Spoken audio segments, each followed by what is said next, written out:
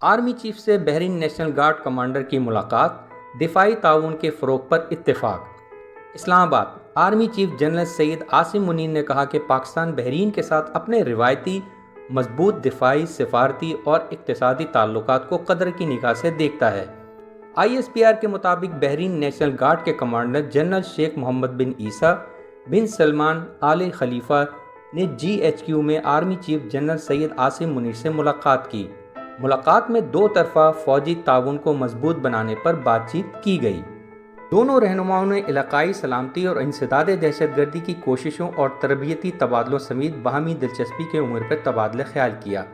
Army chief نے کہا کہ پاکستان بحرین کے ساتھ اپنے روایتی طور پر مضبوط دفاعی، سفارتی اور اقتصادی تعلقات کو قدر کی نگاہ سے دیکھتا ہے۔ بحرین کے ساتھ فوجی تعلقات کو بڑھانے کے لیے پاکستان پرعزم ہے۔ آرمی چیف نے مشترکہ سیکورٹی چیلنجز سے نمٹنے اور خطے میں امن و امان استحکام کو فروغ دینے میں تعاون کی اہمیت پر زور دیا۔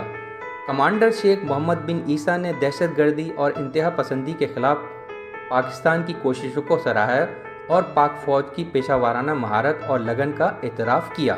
وائس آف نیشن کی ویڈیوز دیکھنے کے لیے ہمارا چینل سبسکرائب کیجیے اور بیل کے آئیکن پر کلک کیجیے تاکہ آپ ہماری تمام آنے والی ویڈیوز سے باخبر رہ سکیں۔